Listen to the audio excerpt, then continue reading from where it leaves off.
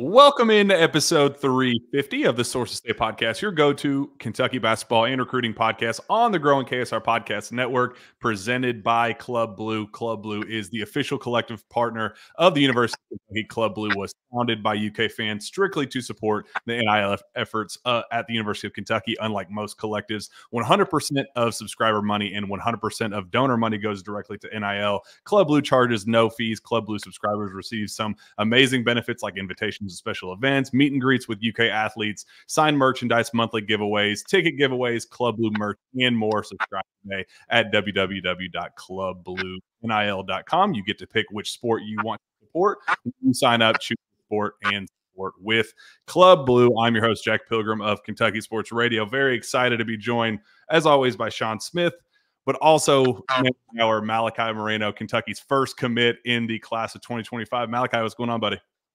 Nothing much. How y'all doing? Thanks for having me. So we've had Jasper on before, so we wanted to make sure the spotlight gets put on the first guy, the first domino to fall in Mark Pope's 2025 recruiting class. So we appreciate you coming on, man. This is going to be a blast, and got a lot of fun fan questions and things like that. So it's been a couple weeks. You joined a couple weeks ago, the first domino to fall from Mark Pope. Just how you feeling? What's it been like, kind of representing yourself as a University of Kentucky basketball commit?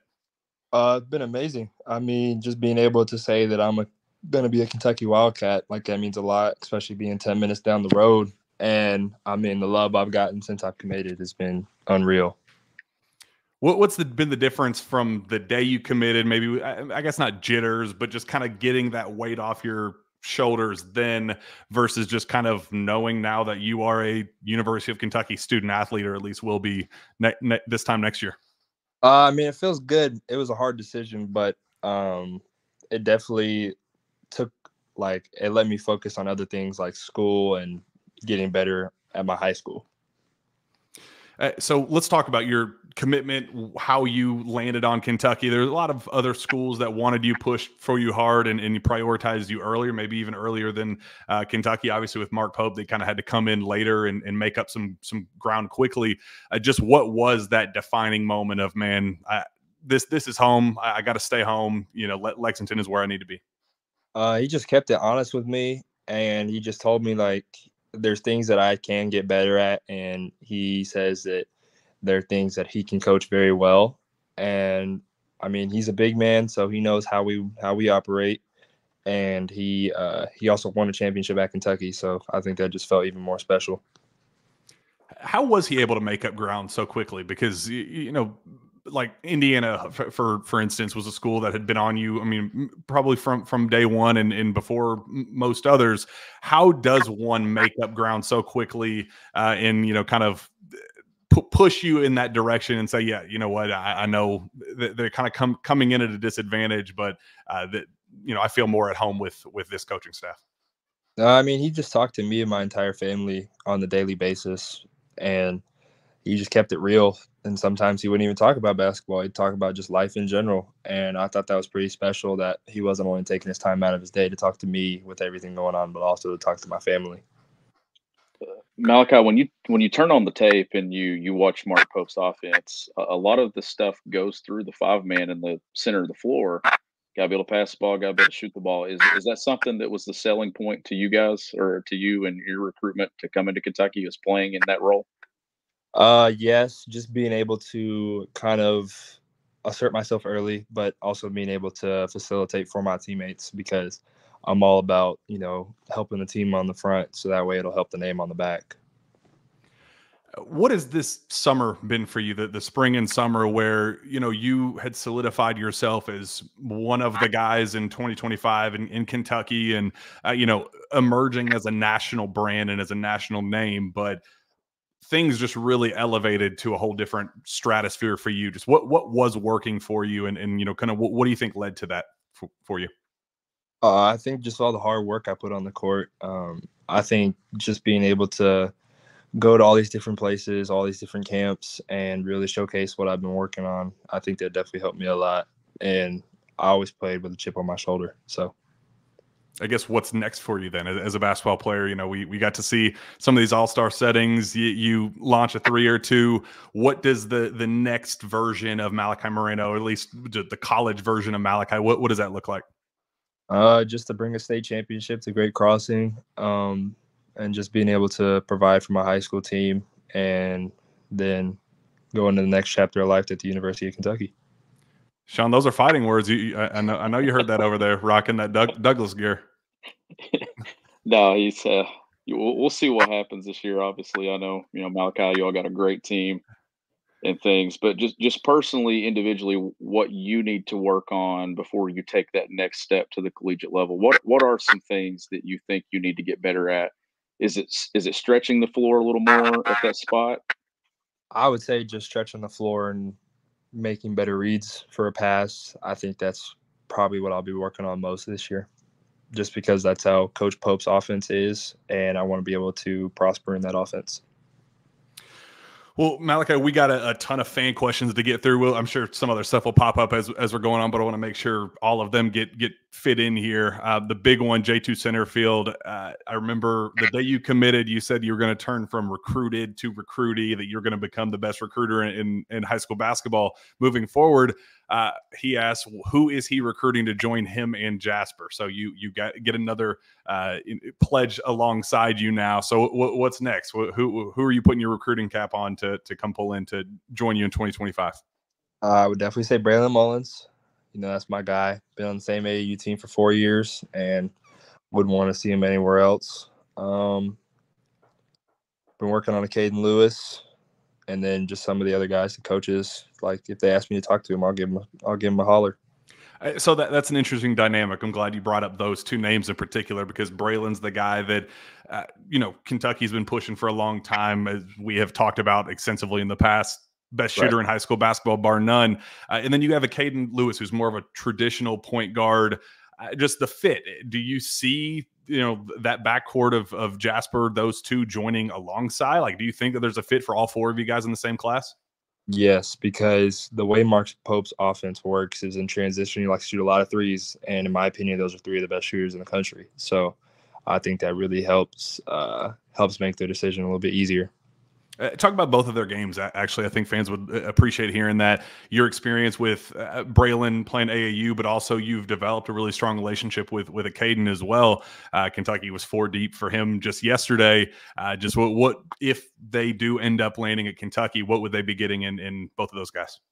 I mean, a Caden, he's a true point guard, can really score at all 3 levels, can really pass, and he's just a tough, hard-nosed guard. Like, every camp I've been to him, he's always gotten better, and he doesn't back down from anything. And he's ambidextrous, so I thought that was pretty neat too.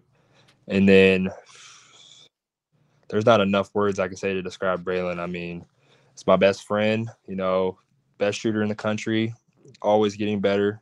And I mean, there's not really much that other people can do that he can do. Like, he does things that are you would think are out of the box. Like, he can shoot a fadeaway 3 from the corner and it'll be bottom of the net. Like, what I mean? It's just one of those things where I wouldn't want him to play nowhere else than stick with me, because we've prospered so well being together. So why wouldn't we keep going? On that note, the one knock on Pope when he took this job was, he's never recruited an NBA level talent at BYU. He's never had the opportunity to bring in talent like you, like Jasper, like, Braylon, like a Caden, just go down the list. What have you noticed in your experience as a guy who has heard the pitch and has been a part of those meetings that kind of makes you laugh at kind of that narrative that he doesn't have what it takes to recruit at this level? Just because he knows what he wants and he works really hard for it. I think that was also a separator. Just, he really sticks to his word, and he really, really, really works hard at getting people better. So. Love it. Sean, I have a ton of these questions to go to. So if you have anything else, just jump on in. I just want to dive into the talent in the state of Kentucky, Malachi, and this, you've played in this state, but the talent in this state right now, I think it's some of the best that it's ever been. I agree. You chose to stay home like how important was that to you to not go the prep route and to do it and do it the entire time in the state of Kentucky? Just because of what happened last year. I mean, we were 36-2, finished top 10 in the country, and I think we got short-circuited when it mattered most. You know, we lost to Lyon County, which had Travis Perry, and I mean, he's Mr. Basketball going to Kentucky. Like, he had the greatest career probably ever in the state of Kentucky, and no one's probably going to touch it. But I think just because of what we proved last year, I think we can prove a lot more this year just because of how much better we've gotten. And, I mean, I had already had everything I needed just being at Great Crossing, and I was getting better. So it was almost like, why leave for a year? And you had a triple-double against us last year. I remember that very well. Sorry. So haven't forgot that game. I love it. I guess on that note, what does it mean that, you know, Jasper teams up with you, two of the most highly regarded in-state talents to ever come out of Kentucky, following in the footsteps of Reed Shepherd? You have Trent Noah and Travis Perry there now. Look ahead to 2026. I mean, the talent in that group is you know, just as strong. You know, Tay Kenny, guys like that are blue chip recruits in their own right. What would that look like to have a roster, a Kentucky basketball roster that has as many as 5 different, you know, in-state kids on it, while also following in the footsteps of Reed Shepherd, who kind of painted the blueprint of what it looks like to, you know, if things go well at Kentucky as an in-state kid, you know, sky's the limit. Right. I mean, being able to play with Jasper, like, it's something we've always talked about. I mean, I remember when he would try to recruit me to Link Academy or Team Thad. Like, I remember when we would do things, I'd be like, "Hey, you can come play with Indiana Elite." Now we always do like that, and now it's actually it's going to be a possibility. And we know what he's capable of. One of the best players in the country, and I mean, he's all out dog. That's all I can say about him. Like, he gets work done. When did you know that he was committing? I didn't know until the day of. You're lying. You had to have known at least the day before. I didn't know anything. So the you know, he says KY till I die the day that he commits. Mark Pope wears that shirt on SEC Nation. Just kind of is that kind of going to be your all's, you know, kind of motto going into your debut season at Kentucky? Is that kind of just going to be the catchphrase of the program moving forward? I think so, because, like, I mean, there's no other way to put it. Like, it's KY till I die. I love it. Let's keep rolling through some of these questions. Tills asks, as a Kentucky native, what is your favorite Kentucky basketball memory as a fan growing up? Oh, see, there's a lot of those. To be honest, if I really had to pick, it would probably be Justin Edwards' perfect game last year. I think he went like 10 for 10. Yeah. Like, I mean, I was there, and just the energy I felt in the building was crazy. I had never felt like that before. And I mean, just seeing how hard he worked, like at practice and things like that, and on his own, it just came to prosper on the court, and the crowd just was feeding into it, and it just only made it 10 times better. Man, between like Rob's biggest moments, Reed's biggest moments, and like Big Z's debut and things like that, like last season was just filled with just some of the most ridiculous highs of all time. So I don't blame you, man. That was a really, really cool moment considering what Justin went through. E Hayes 23 says, who is one non-conference team, and you can't pick Louisville, that you would love to play against, and what is one conference team that you're looking forward to playing the most at Kentucky? One non-conference, I would probably say Duke, just because, like, the two biggest schools known to basketball, and I mean, that'd probably be the biggest game of the year if I had to pick. And then in conference, I would probably say I'd want to play everybody in the conference, because I mean, I picked that conference, but if I had to pick, I'd probably go with Arkansas, just because it's Cal, and I mean, he was at Kentucky for so long, it'd just be so nice to play against him. Fans would absolutely agree.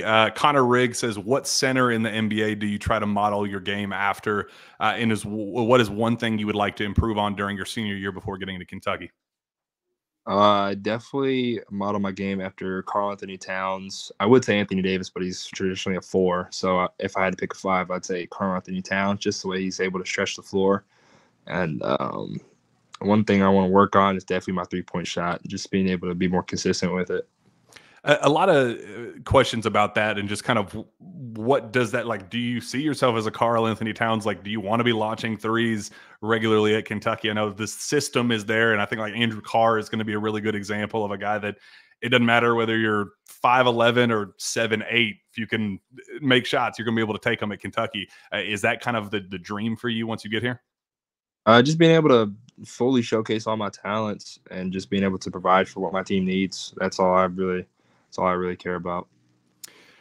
Bobby Blue says, are you still growing taller? If so, what do the doctors predict? Like, are we going to get a 7'3" version of Malachi in Lexington? Believe it or not, my doctors thought I was going to stop around like 6'5", 6'6", like my brother. But I kept growing, and now they have no idea. And I think I'm still because my knees do hurt. What are your official measurables right now? I think I'm 7 feet flat-footed, and I mean you never don't wear shoes, so I'd probably say 7'1". 7'1". What's your wingspan? 7'1". Oh, that's fascinating.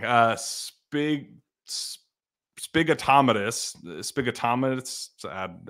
butchering that, but what's his go-to meal? So like, what's the one that, you know, when you're starving, what do you go to?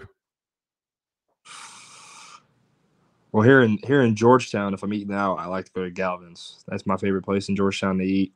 And then if I'm eating at home, I'd probably say my mom's pasta. She makes killer pasta. It is like a white sauce, red sauce. What does it look like?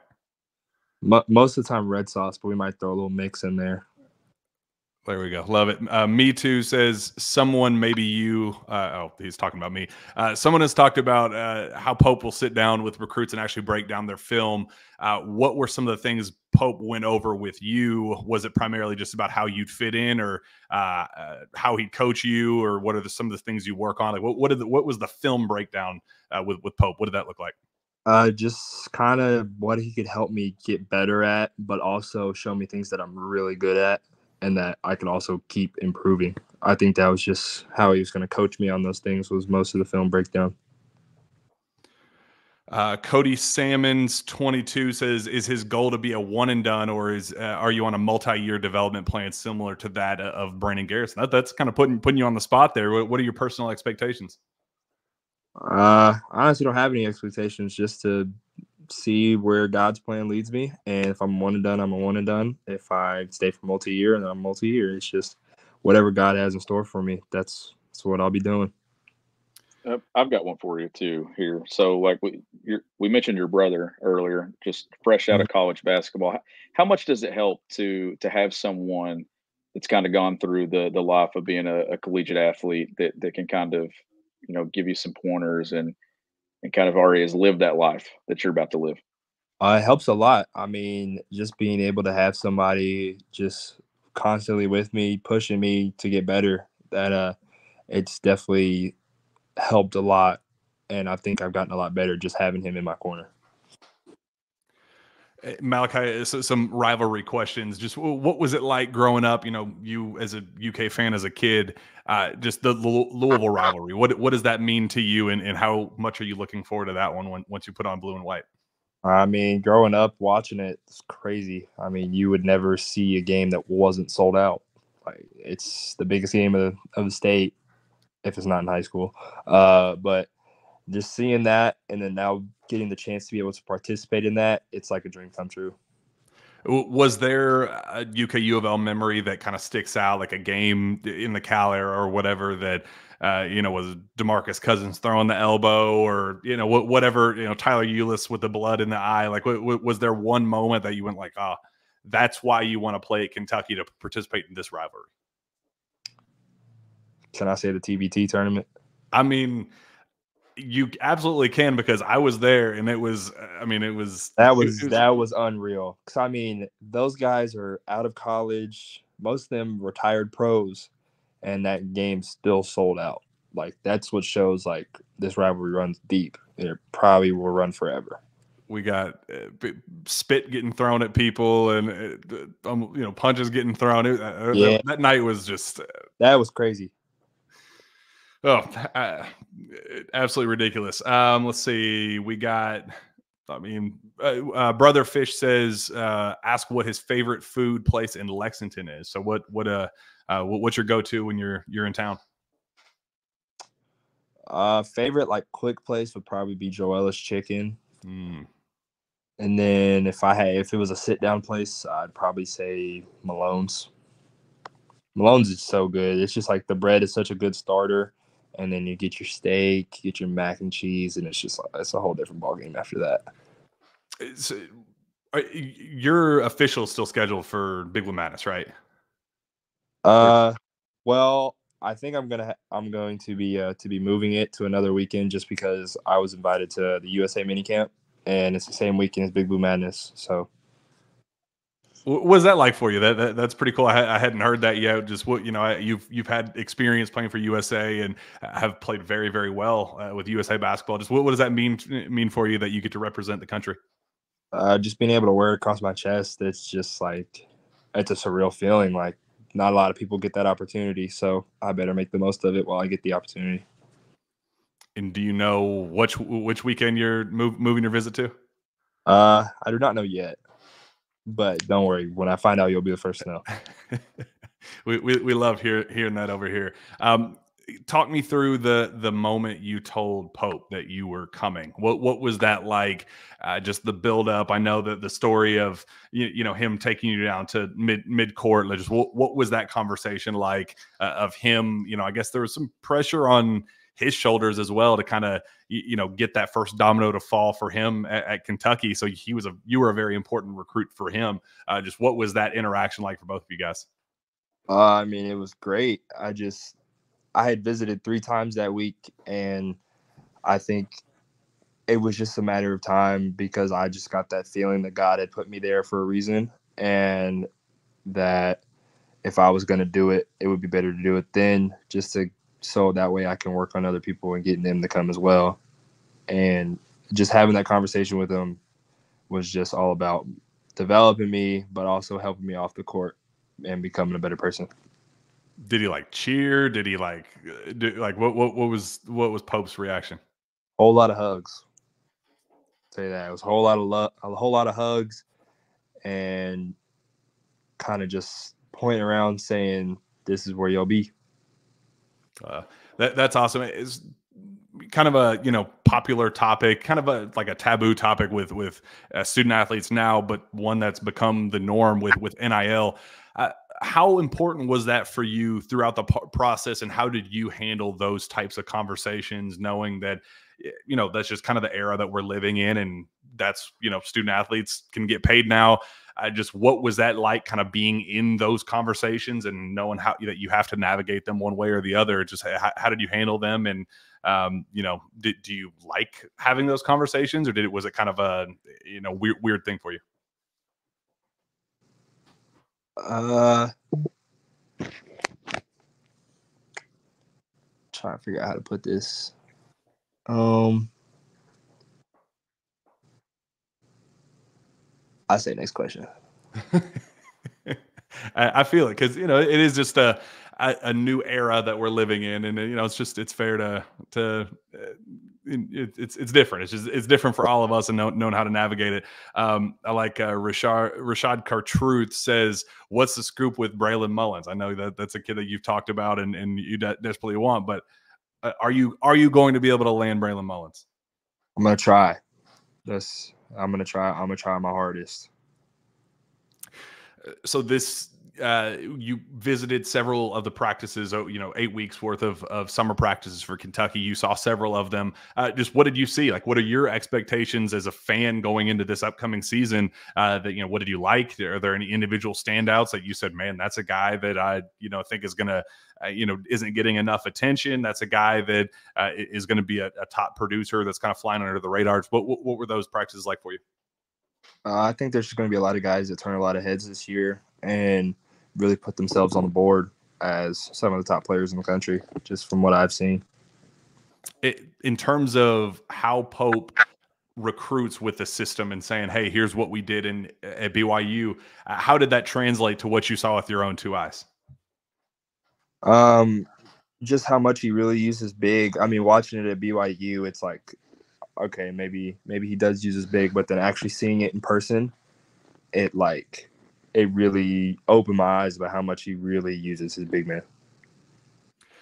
Because we had Cody on here, and he said that it's like three different offenses with the three bigs, with Andrew Carr kind of running things his own way. Obviously Brandon Garrison kind of being his own big man, and Amari Williams being his own as well. Just which one do you think kind of resembles your game the closest? I'm kind of a mix of Andrew Carr and Amari, just because, I mean, Amari was a 3-time Defensive Player of the Year in his league last year. And then Andrew being a shooter like he is, I think that I could almost say I'm a mix, just because of how much pride I take in playing defense, but also how much I take in being a good offensive player as well. And I guess we're starting to wrap up here. Your personal expectations for the team we'll start with what this season is going to look like. What do you expect out of the team this year? Do you think they can go to a Final Four? Do you think they can hang banner number 9? And then on the flip side, once you get into town, what's the expectation for your group day one once you get there? Is there, I guess, if they win banner number 9 this year, is banner 10 coming your year? I think this year's group has a really good chance of success. I mean, they're a really tight group. I remember seeing them at a dirt bowl game in Lexington. All of them were there together, and I think that shows a lot, and they do spend a lot of time together. So they're really close, and I think they have a really good shot at success. And then once the 2025 class gets there, we're going to try our hardest to achieve our goals and see what the outcome is. Yeah, I mean, you got to give us, some type of bulletin board material, like, oh, we're here to, chase banner number 9 or whatever. What's your goal once you get to Lexington as a team? Just to win the championship and bring winning back to Lexington. We'd love to hear it. Sean, you have anything else you want to get before we get Malachi out of here? No, I think it's covered it all. I think just listening to the fan questions and what they have to ask is probably the best part about this. But Malachi, I wish you well, and especially this season. And unless you're playing us at Frederick Douglass, and we'll see. I honestly think the only time I see Douglass, maybe Billy Hicks Classic if they're in it. But other than that, I don't think we have a regular season game. We don't, unless it's the 11th region tournament somewhere. So, and hopefully it's there. Yeah. Last thing before I get you out, your favorite fan interaction. Just what has that meant to you to have kind of Big Blue Nation wrap their arms around you as quickly as they have? And has there been one, younger kid asking for a picture or signing an autograph or something that's been like, man, this is why I do what I do? It's been amazing. I mean, just I've gone to 2 football games now, and I've just met a whole bunch of new, really nice people that really care about the University of Kentucky. And I think from a fan standpoint, I think just going around to all these elementary schools in my town and just seeing how excited they are to see me, that's one of the reasons why I do this, so I can inspire them and show them if you put in the work, anything's possible. Last message to BBM before you get out of here. What is Kentucky getting in Malachi Moreno? A hard worker and a really good person off the court. Man, we love it. This was an absolute blast, Malachi. I appreciate you hanging on with us. Go get to your workout, and we're looking forward to getting you on campus. Yes, sir. All right, we'll see you, Malachi. See ya. How about that, Sean? That was an absolute blast. As always, Malachi, as good a kid as they'll come, and I should have brought this up to him when he was on here, but somebody that's known him back since middle school said, absolute incredible kid, as humble as they come. Said folks there adore him for the kid that he is. No question from me, just gassing him up. So as we've seen up close and personally for months and years now, that Malachi's as good as it gets, and we're thrilled that he's officially a part of BBN. Yeah, absolutely. And I was honest there. I wish him well. They got a great team at Great Crossing. We are in the Billy Hicks Classic. We are also in the King of the Bluegrass, which is an event that they're in. So we very well could get a Douglas Great Crossing matchup, if not there, maybe the 11th region. But Malachi's a great kid, very talented player. I think he fits what Mark Pope wants to do in Lexington, and I think he's going to slide right in and have some success there for sure at UK. But it's pretty cool, Jack, how we went just a few weeks ago where we didn't really have anything to talk about other than what the possibilities of this class could be, and now we've got two in-state guys, two kids from the state of Kentucky that are kind of the pillars for what this class is going to become. So it's crazy to see how much this has changed in maybe the matter of what 4 weeks to what we're talking about. And he singled out the two guys that he's pushing for hard. And obviously, as he said, there are several guys that the coaching staff wants to pursue hard and are saying, hey, start kind of putting some feelers out for this guy, start building a relationship here. But Caden Lewis and Braylon Mullins, two guys that, if you're looking of a dream class for Kentucky, and again, like that's why I asked him, when so much is said about just Pope's recruiting persona and what the identity is going to be for this program moving forward on that front, to be able to get two top 25 kids committed as early as he did. We're still 2 months away from the early signing period.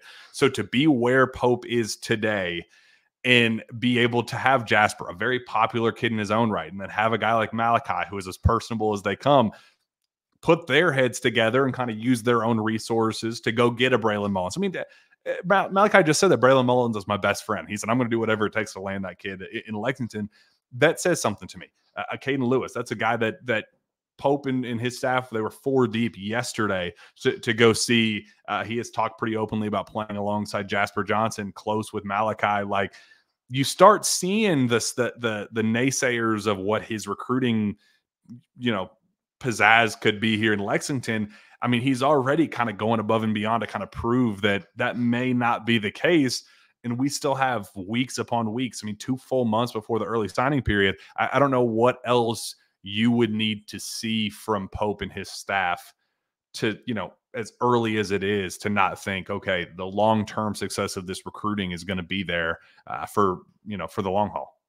No, they've done an excellent job. I think establishing their footprint of what they are, who they are, getting the two that they had to get in this class and getting them in early, and now being able to focus on, what is next? Who do you piece around it? Is it Braylon Mullins or whoever else they decide to do, with this high school class? But we know that regardless of who the head coach is, regardless of what staff's in place, this is all across college basketball, Jack. If you're recruiting high school talent, you want it to be kind of wrapped up in that early signing period, because then you can shift your entire focus to your high school recruiting to the next class, and then have some spots open for that portal when it opens up in the spring. Kentucky's kind of putting itself firmly in that place now with 2 guys in the fold, and maybe if they get a third here before that early signing period close, you can kind of at least be moving in the direction of, then the spring is about filling out the 1 or 2 pieces that you need for your roster, but you get a head start on what you're wanting to do in the next class. So now I think that what they've done, we've seen this group be just relentless in their efforts in NIL, recruiting, selling this program. Like, they're doing everything. And I'm telling you, like I keep saying, that at some point Pope's going to have to take a break, but he's not taking it. He's out seeing guys. He's out recruiting for this class, seeing future players. Like, he's tirelessly working for the state and this program, and I think that that's the effort you're going to get every single day he's on the job. And it's funny you bring up NIL because I thought Malachi's long, you know, really trying to be calculated in how he answered that and just said, I don't think there's a way for me to be calculated and answer it. So let's just go on to the next question. But as we've said on this show, like, you know, I've heard that was a kid that was pretty transparent about like, hey, I'm here for the right reasons. I know that the money is going to come organically. I'm not asking for anything, you know, above and beyond. Like, we're not going to be getting into a bidding war here. Like, he was pretty transparent. The people around him were pretty transparent. So you know, maybe that was part of the lack of comfort there on his side with it. But I've heard on my end that he handled all those conversations unbelievably well, and you know, kind of understanding that it's gonna come with the territory of being a blue chip recruit. I mean, you're a top 25 recruit nationally, the #1 center in high school basketball. You know, you're worth something to on the grand scheme of things as a national recruit. So it just kind of comes with the territory. But it's my understanding that he's handled that unbelievably well. And you know, we even saw with Jasper's commitment where you kind of get to the other side of the aisle where when you are a 5-star blue chip, big personality type of kid, you know, dive into it a little bit, like saying that NIL's not the top priority and it's not going to be the end all be all, as we said on the show, that, you know, it was going to make an impact with in terms of, you know, needing to be in the ballpark and things like that for Jasper. But that, you know, it was going to be the relationships, it was going to be the fit, it was going to be the system. Those were separate conversations. But once the decision is made, why not get that? You know, I've heard some people associated with Kentucky's NIL that said that, man, it was a really cool way that they did it with getting the local sponsors to kind of all chip in and say, hey, this is a really high profile event. Let's kind of make this a big thing with the Donato's Pizza Box and the, you know, Morgan and Morgan and the Paul Miller Ford. I mean, that's the era we're living in. Some people kind of want to shy away from it, as we just saw with Malachi. Some people say, hey, let's dig in and embrace this new era one way or the other. You know, two beautiful kids with beautiful families. We love both of them. And it's a really, really cool thing that Kentucky was able to get rolling, and with 2 top 25 recruits to get this thing started. Dream scenario, Sean, let's say that we get that dream class that Malachi talked about with getting a Caden and getting Braylon Mullins. What's next? Like, what is that an ideal class for you, at least in the early signing period, because both of those guys are expected to make their commitments here in November, you know, the November-ish range. What would you want to see from there when you have 3 really, really high-profile dynamic guards, scorers, shooters, the whole 9, plus, you know, the #1 center in high school basketball? What would be the next step? I do think that would cover it, honestly. Like, I think that would be a good starting point for what your roster is going to be for next year, because you kind of touch all areas of it. You've got shooting, you've got dynamic guard play, you've got a 7-footer with great size and versatility. And to me, Malachi's got an offensive game, Jack, that I think as you get him in a collegiate program, you get him in a strength and conditioning program, you get him around the clock nutrition. I think he's got a frame that he can really, you know, pack on some muscle and some weight, change his body, but it's his skill set. His shot form looks good to me. I think that's a shot that'll just get better and better as he gets older and gets more experienced and gets more repetitions, you know, in the craft center and stuff there on campus. But to me, if that ends up being what Kentucky's class is, it's going to be near the top of those top few classes in college basketball. Possibly have a chance to be the best in college basketball. And then you can kind of eye the portal for what you need, but more importantly, what comes back off the current roster.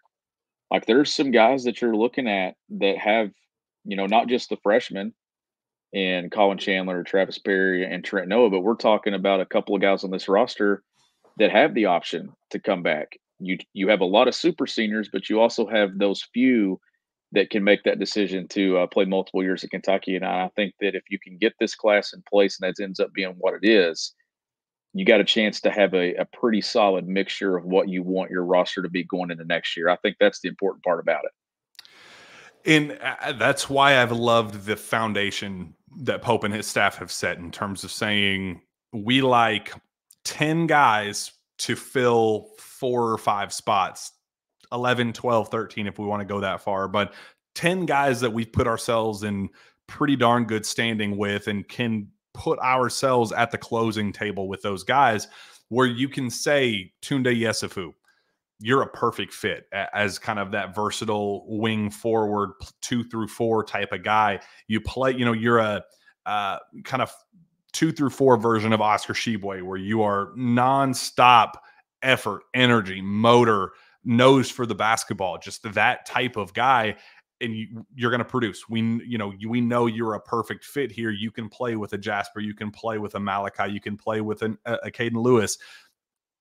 They have cast such a wide net of complementary fits that it doesn't really matter. Like, does Braylon Mullins look at this and say, there's just too much of an overlap with me and Jasper Johnson as kind of the shot maker of the group? I like UConn. I like, I'm going to stay home at Indiana. I like some of these other schools. That's an okay thing for Kentucky, because that means that they can, zig while other schools are zagging and go get a Caden Lewis and then go sign Tunde Yesufu. Or you can say, we've put ourselves in a sneaky strong spot for a guy like Caleb Wilson. We've always been in the conversation with Chris Senack. What happens with Nate Ament?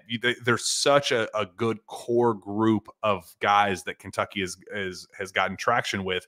They're not desperate for any one guy. They've kind of said, we've got an anchor in the backcourt and an anchor in the front court. Now let's just fill the middle. Let's just figure out whoever the first two or three that want to kind of be the 2 through 4 guys. Let's make this happen and let's roll out what could be the number 1 recruiting class in high school basketball, but at worst, top 3, top 5. I mean, they're going to finish among the upper tier of college basketball nationally. Which, is there anything else you could possibly ask for with Pope, Sean, going into year 1 with his first true recruiting class, being able to say that he was able to sign, let's say they finished 3rd nationally?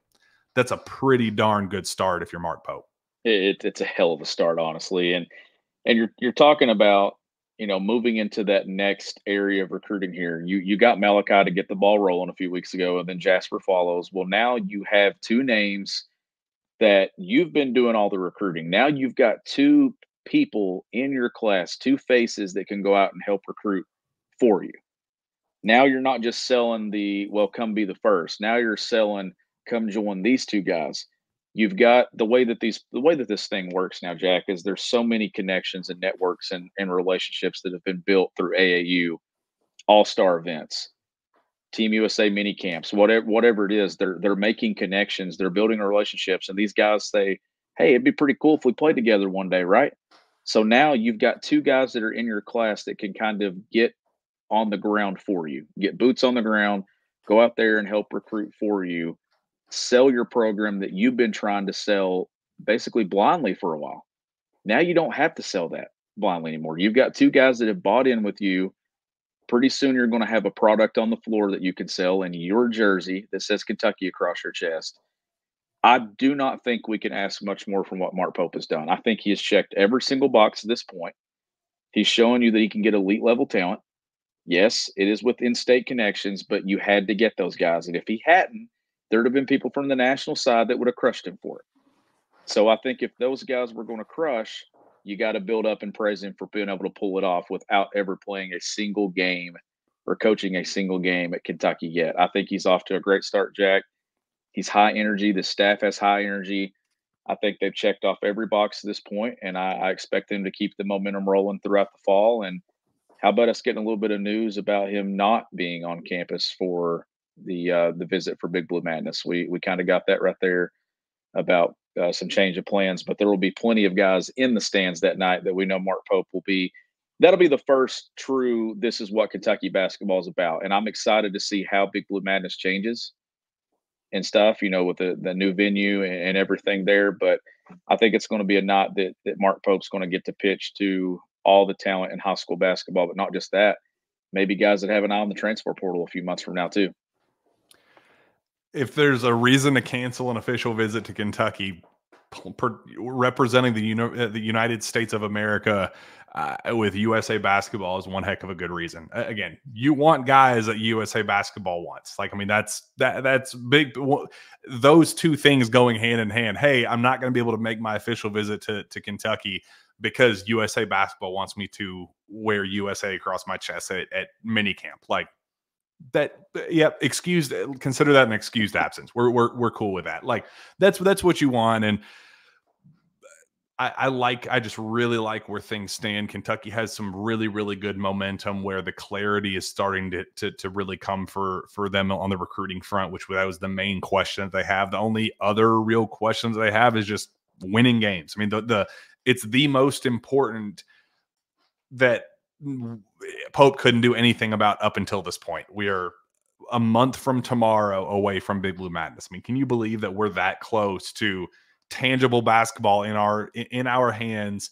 We'll have pro day, we'll have blue white game, we'll have the exhibitions, and then there we go. Early November, ready or not, here we come. College basketball is here, Kentucky basketball is here, and then we get more recruiting momentum and more news going into the next cycle, going into 2025. So the off season is officially over, Sean. I mean, they play an exhibition game in, I believe, 6 weeks, if I'm not mistaken. Is it October 23rd? Is that the Kentucky Wesleyan game, I think? Because they'll have the blue-white the week before that. So, yeah. And that's probably – is that the earliest that we remember them getting on the floor? Because it's usually around like the 28th or 29th or somewhere close to Halloween is that first exhibition. So getting it even – I mean, look, we're here. You know, football season is now in week 3.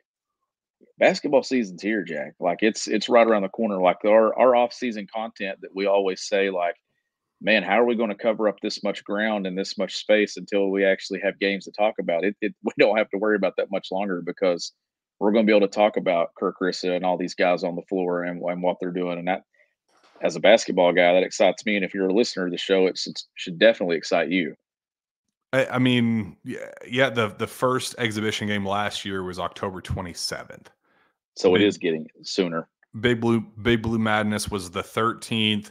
Blue White game was the 21st, and then Georgetown College, that first exhibition was October 27th.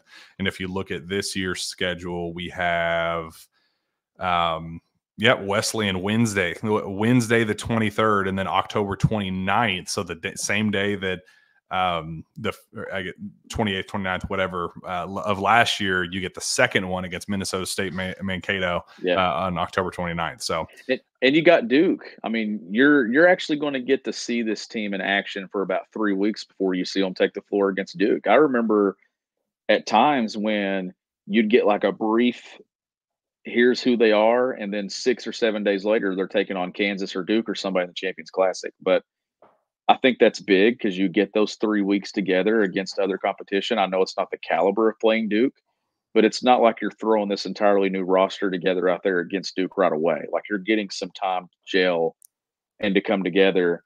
But Jack, it's here. I mean, Champions Classic, just a little more than 2 months away. Like college basketball and what I think makes this show the best during the season is right around the corner. So it's definitely exciting times. And I don't think I noticed this in real time, but I remember, last several years, there would be those week-long breaks between the kind of no-name games in the non-conference. It just kind of felt like the schedule would just drag up until conference play, once you get past the blue chip games.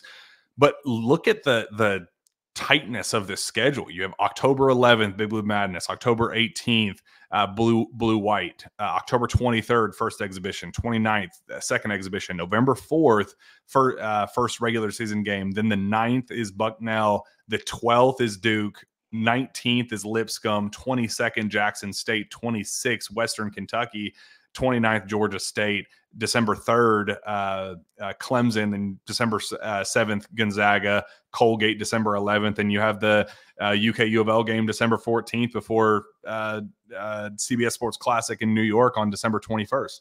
Like, I mean, that's bang, bang, bang, bang, bang, bang, bang, with only one real kind of week-long chunk there that we're not really used to seeing. So it's going to be good to kind of keep the fresh legs, keep the consistency moving. What's the date of the first conference game?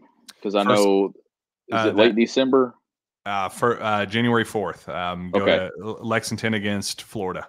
I know there have been some, the last few years where they played one there late December and things, but this team's going to get plenty of opportunities to gel and come together before they jump into.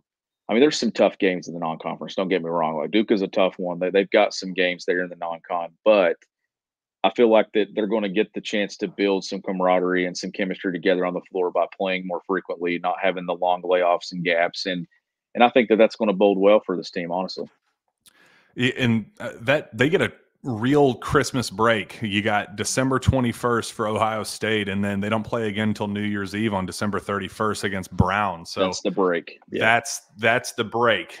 Instead of having bigger chunks throughout the and that's a good non-conference. spot for it, right? Like that's where you want it. You send them home for the holiday, and then you come back. Moving that Louisville game to pre-Christmas, I think is a good thing, honestly. Like instead of having it right there close to what is the date for Louisville this year? It is December 14th. Yeah, so it's earlier. Like it's moved up. Like I remember when it was right around Christmas or a few days before, or maybe even a few days after. Heck, it's been hasn't it been like New Year's Eve a few times as well, or last year it was last year was December 21st, but they had December 16th. You had CBS Sports Classic against North Carolina, Louisville December 21st, and then they had that Illinois State game on December 29th, and then they had that Christmas break, that weird break till January 6th in Gainesville.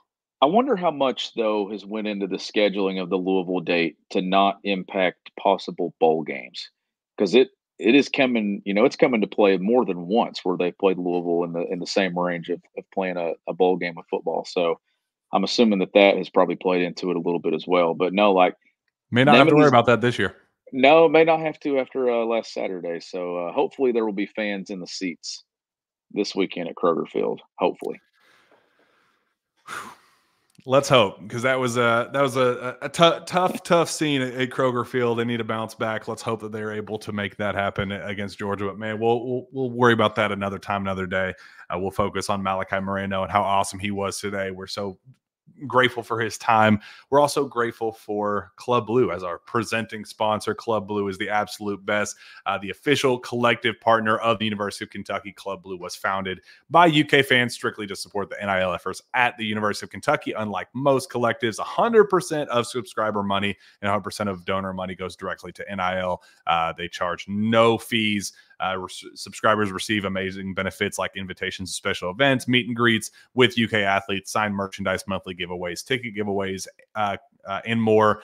Subscribe today at www.clubbluenil.com. You get to pick which sport you want to support when you sign up. Choose your sport and support with Club Blue. And our friends at My Perfect Franchise as well. The Source Say podcast is also brought to you by Andy Ludicky and MyPerfectFranchise.net. Andy is a franchise consultant as well as franchise owner and helps people find franchises that fit their skill sets, financial requirements, time to commit, and more. His services are 100% free, and he is here to help. If you have any questions about business ownership, you can learn more and contact Andy anytime at www.myperfectfranchise.net.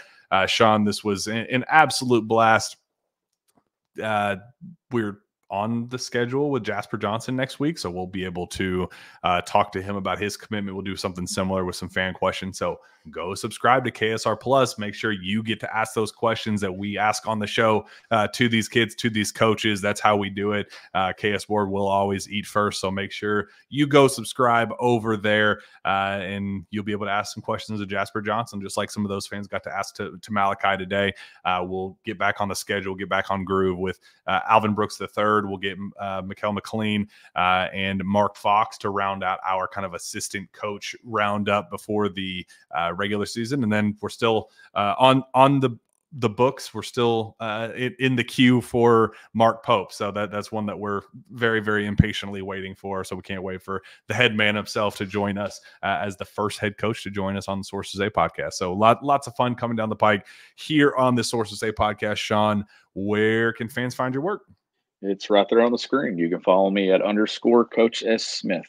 You can find me on Twitter as well at Jack Pilgrim KSR. Go subscribe to KSR Plus. Subscribe right here to the KSR YouTube channel. We will see you next time.